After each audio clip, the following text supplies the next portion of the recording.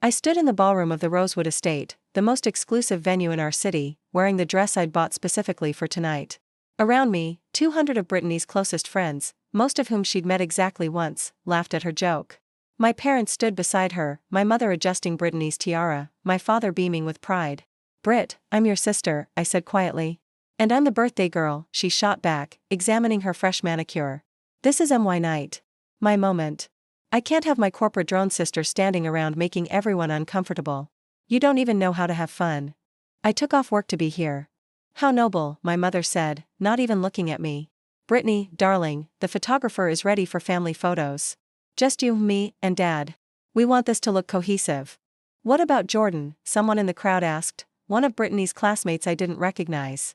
Brittany laughed, that high-pitched sound she'd perfected for maximum social impact. "Jordan's not really the family photo type. She's more you behind the scenes." "Right, sis. I dealt with this my entire life. Brittany was the baby, the princess, the one who got everything. I was 6 years older, the serious one, the boring one who'd moved out at 18 and gotten a job in corporate finance. They'd never forgiven me for choosing work over family dinners, for building a career instead of staying home to celebrate every minor milestone in Brittany's life." "Fine," I said. "I'll wait in the kitchen." Brittany's face lit up with triumph. "Perfect. Oh, and Jordan? While you're back there, can you make sure they're doing the appetizers right? You're so good at managing things." The crowd laughed again. My father was checking his phone, completely disinterested. My mother was already guiding Brittany toward the photographer, discussing angles and lighting. I walked through the ballroom past the $12,000 worth of decorations my parents had insisted on, cascading crystal chandeliers they'd rented specially, a champagne tower, a custom cake that cost more than most people's monthly rent, and a DJ booth that looked like something from a Vegas nightclub. All for a 16-year-old's birthday party. The kitchen staff looked up in surprise when I entered. Miss Chen, the head server, Marcus, looked confused. "Is everything all right? Do you need something?" "No, I'm just..." I paused. "I'm apparently supposed to wait back here." His eyes widened slightly. "I'm sorry."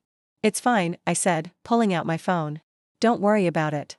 I leaned against the stainless steel counter and opened my work email. Might as well be productive while I was being humiliated. My boss had sent me 3 messages about the Ashford account, the $8.7 million corporate client I'd been managing for the past 4 months. My phone buzzed with a text from Brittany: "Stay back there until cake time. I'll have someone come get you. Maybe. If I remember." Face blowing a kiss, I didn't respond. Instead, I made a phone call. "Rosewood Estate, this is Catherine speaking." "Hi Catherine, this is Jordan Chen. I need to speak with you about the Sweet 16 event currently happening in the Grand Ballroom." "Oh yes, the Parker party. Beautiful setup. Is everything satisfactory?" "Actually, I need to discuss the payment arrangement. Can you come to the kitchen?" "I'm here now." "The kitchen? Why are you?" "Never mind. I'll be right there." Catherine appeared 3 minutes later, tablet in hand, wearing her signature elegant black suit. She was the venue director, someone I'd worked with professionally on several corporate events I'd coordinated for my company. "Jordan, what's going on?" she asked, her voice low. "Why are you in the kitchen and not out there with your family?" "Because I'm the help, apparently," I said. "Not worth including in the family photos. Not the right aesthetic." Catherine's expression hardened. "You're joking." "I wish I was." I pulled up my banking app on my phone. "Can you confirm something for me?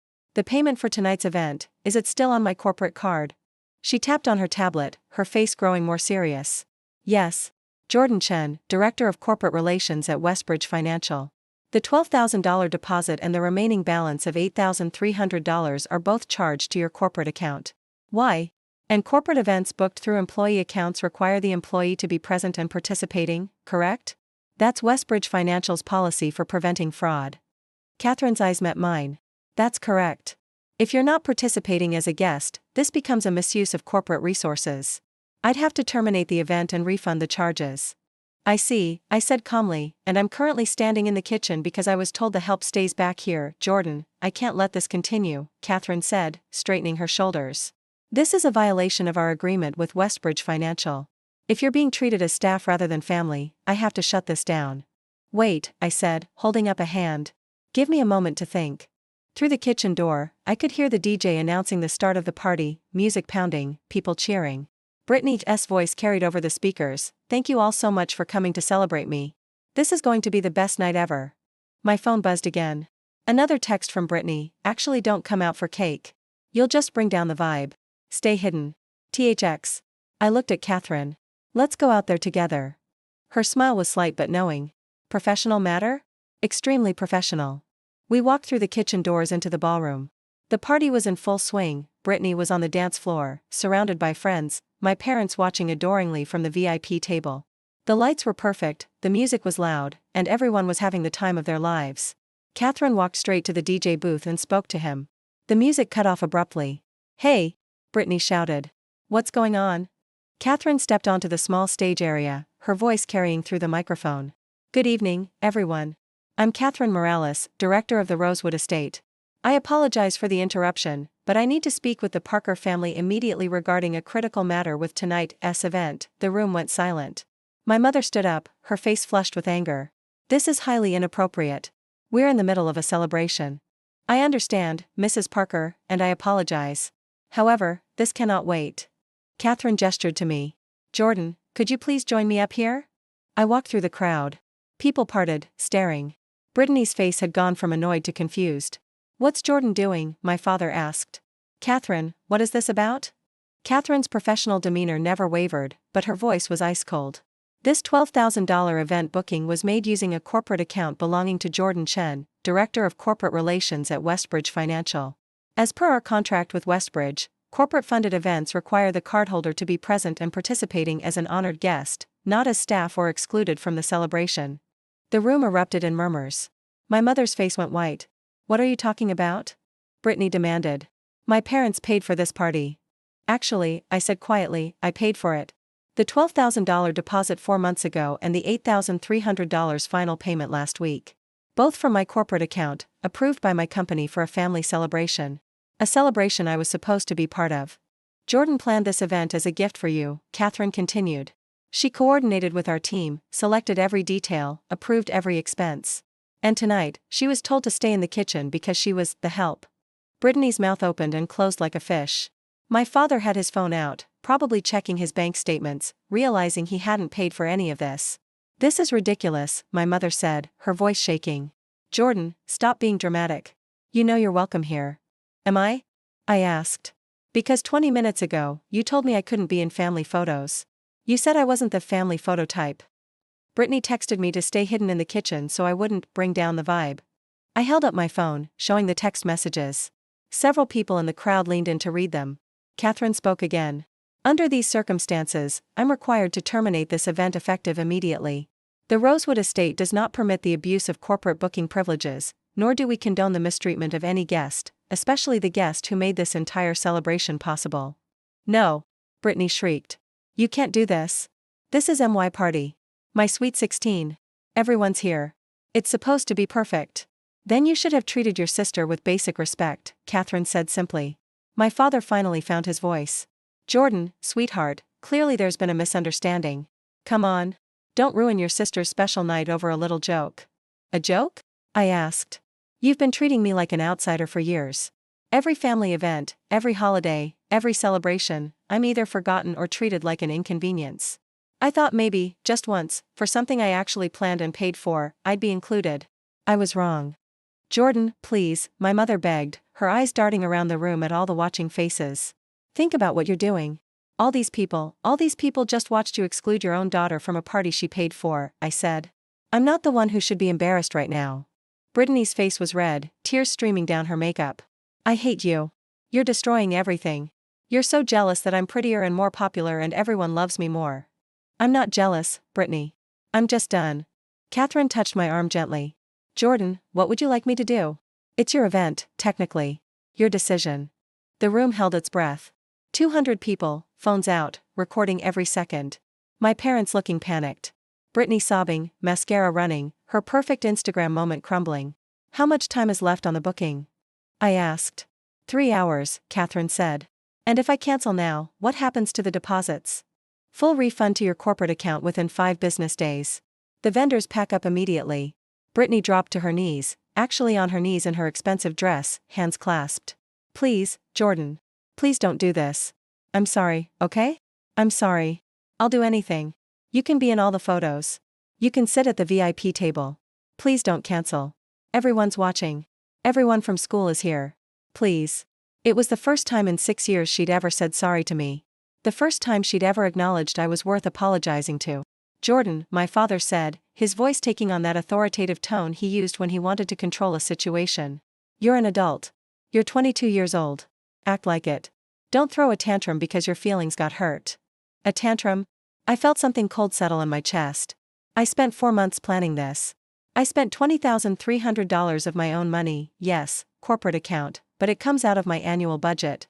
I took a day off work, drove 2 hours to be here, and bought a dress specifically for tonight.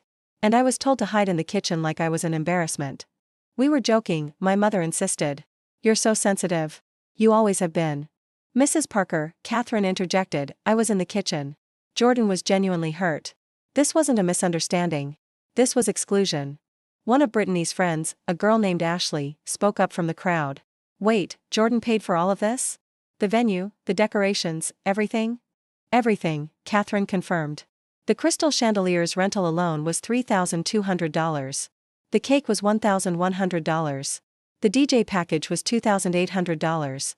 Jordan approved every invoice personally. "And you treated her like garbage?" Ashley's voice was incredulous. She looked at Brittany. "Britt, that's messed up." Other voices joined in, murmuring agreement. Phones were definitely recording. I could see at least a dozen people on Instagram Live. My mother's face was crimson now. "Jordan, please. Think about your sister. Think about our family's reputation." "I have thought about it," I said. "For years, I've thought about nothing but trying to be good enough for this family. Trying to prove I was worth loving even though I wasn't the princess baby sister. And you know what? I'm done trying." I turned to Catherine. "Keep the party going." Brittany's face flooded with relief. Thank you, but," I continued, "I'm leaving. And I want it noted in your records that I was excluded from this event despite being the paying guest. Send the documentation to Westbridge Financial's compliance department. They'll want to review whether this was an appropriate use of corporate funds." My father's face went pale. "Jordan, that could affect your job. Actually, it'll affect your reputation more than mine. Westbridge will see that I attempted to host a family celebration and was mistreated by the beneficiaries. My boss already knows I was attending my sister's Sweet 16 tonight. She's the one who approved the corporate budget allocation." I started walking toward the exit. Behind me, Brittany's voice rose to a scream. "No. You can't just leave. What am I supposed to tell people? How do I explain this?" I turned back one last time. "Tell them the truth, Brittany. Tell them your sister loved you enough to spend $20,300 on your Sweet 16, and you loved her so little you made her stand in the kitchen." "Jordan Elizabeth Chen," my mother shouted. "If you walk out that door, don't expect to be welcomed back." "I'll try to contain my disappointment," I said. I left. The valet brought my car around. As I drove away, my phone exploded with notifications. "Brittany, come back right now. Brittany, everyone's asking questions. Brittany, you ruined everything. Brittany, I hope you're happy. Mom, you've embarrassed this family beyond repair. Your father is furious. Dad, we need to talk about paying back that $20,300. You can't just waste company money." Then, 15 minutes later. "Brittany, people are leaving. Brittany, half the party just walked out. Brittany, this is all your fault. Brittany, I hate you, I hate you, I hate you. Mom, please come back. We can fix this. Brittany is hysterical." I didn't respond to any of them. Instead, I drove to my apartment, changed into comfortable clothes, and opened my laptop. Monday morning, I'd have a meeting with my boss about the event, but I wasn't worried. I had every text message, every receipt, every email showing how I'd been treated.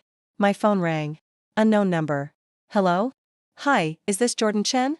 This is Ashley Martinez. I was at your sister's party." "Oh. Hi. I just wanted to say, that was really brave. What you did. Everyone's talking about it, but like, in a good way. For you, I mean." Brittany's comment section is getting destroyed right now.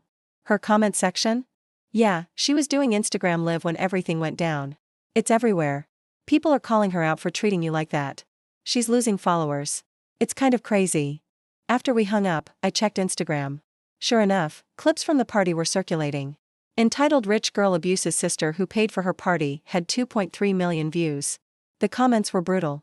Imagine treating your sister like this, loudly crying face. The audacity to tell someone to stay in the kitchen at a party they paid for. Justice for Jordan, honestly. This family is toxic.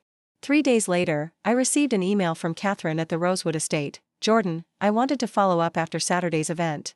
After you left, approximately 70 guests departed within the hour. The remaining guests stayed, but the atmosphere was significantly dampened.